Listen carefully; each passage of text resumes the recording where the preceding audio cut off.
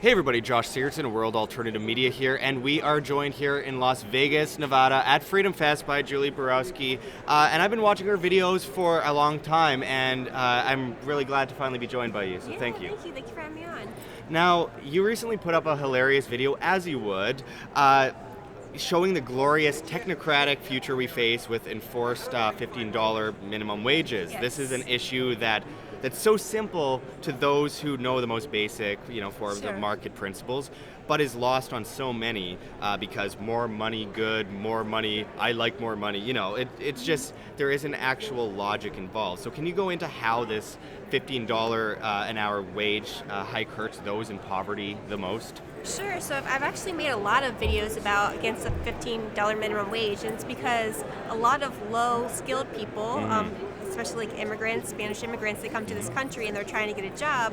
But if you can only get a job for $15 an hour, some people, low-skilled, not enough experience, teenagers, they can't work for that amount. Employers would rather hire for somebody with more education, more experience. So it's kind of like they're screwed. They're out of work, including people who are in the job and the minimum wage goes up. A lot of them get fired because the employer just looks at it and says, I can't afford to keep this person for $15 an hour.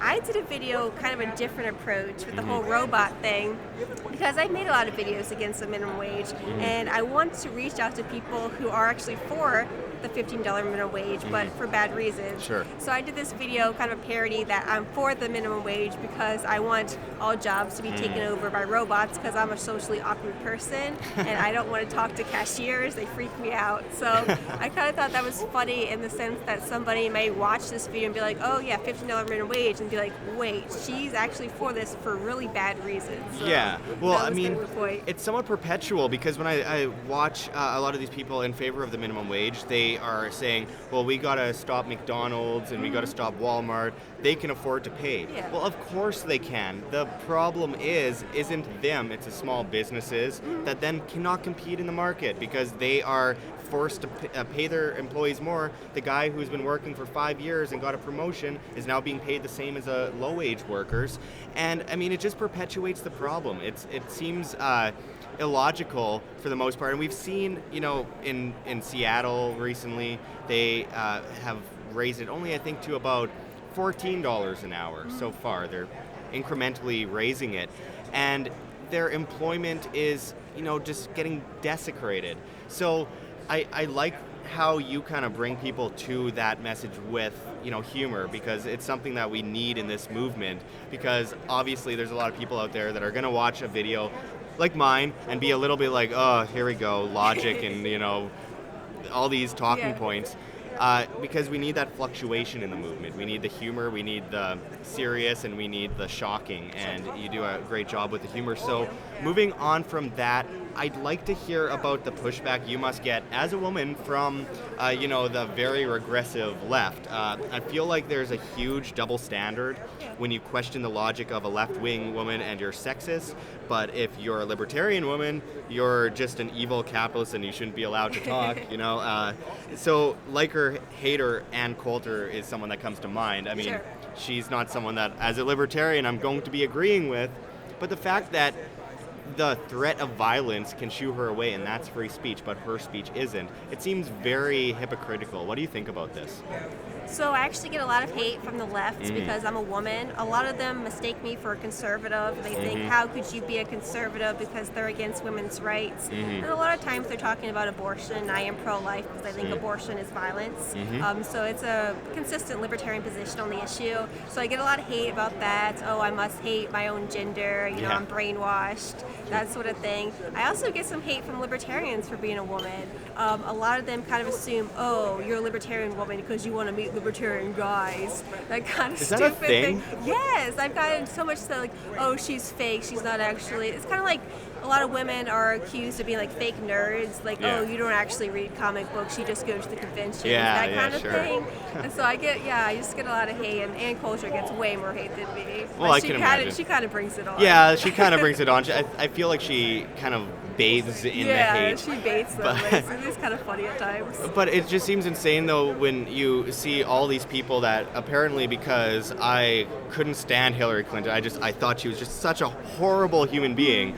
and I'm a sexist for that. Never mind, the issues involved. Let's just call someone blanketly a sexist or a fascist while burning books. It just seems really absurd. And then someone like yourself, obviously, let's face it, the libertarian movement does not have that many women speaking loudly. Yes. It's overcome with men. And it's something that I've noticed at a lot of conventions. I come out and great conventions, great speeches, great stuff, but it's like 80% of the room is men. Mm-hmm. And I feel like, why do you think that there's such a shortage? I actually think there's more libertarian women than a lot of people think, but they're behind the scenes. So I do a lot of speaking, and probably at least half the time the organizer is a woman. So she's the event coordinator, and she's behind the scenes. I think it takes just more encouragement for more women to speak out. Sure. For example, they've done studies on women candidates. It takes them like 10 times being asked to be a candidate for them to actually step up and be like, hey, I have something important to say. People are going to listen to me. So I think there just needs to be more encouragement for women to speak up. I think just being a woman myself, people will see me speaking up and be like, hey, if she could do it, I could do it, that type of thing. I think just sometimes that women just aren't that political to begin with, especially within our movements. It can be kind of just dry, and oftentimes when you're a libertarian, there's a social cost to it. I know from my own experience, when I became a libertarian and got really invested into these ideas, my female peers were just like, what is wrong with you? Like, you've become such like this political nerd. It's just weird. So there is a social cost. I think a lot of women are discouraged to speak up by that. Yeah, it's unfortunate because we certainly need more women in this movement, and I find a lot of the political movements are similar. I feel like, I've gone to a lot of events, activist events over the years, and I found no matter what side of the spectrum it's on, you find a lot of men going to the events for the same reason that you're accused of, just getting into it to meet men. There's a lot of men that come to events just to meet women. And unfortunately, it's usually about 10 to 1. And sorry, dudes. Too much. But I really enjoy your work. Are you working on anything big right now? Can you let our viewers know how they can find your work and support you? Sure, I'm just continuing my YouTube videos. It's youtube.com/Julie Borowski. I'm also on Facebook. Just continue to do what I do. Well, you do excellent work. Thank you for talking with us. Sure, absolutely. Like what we do here at WHAM? Don't forget to check the links below. GoFundMe, Patreon. We can't do it without you. Any donation is very much appreciated, especially as we are so vastly demonetized and censored by YouTube. Also, check our Bitcoin address in the description and the comments, as well as on the screen for you to scan if you please. And also find me at Josh Sigurdson at steemit.com. That's steemit.com. The future of social media where you get paid in cryptocurrency to blog and post. Until next time, this is Josh Sigurdson signing out from World Alternative Media. Find the truth, be the change.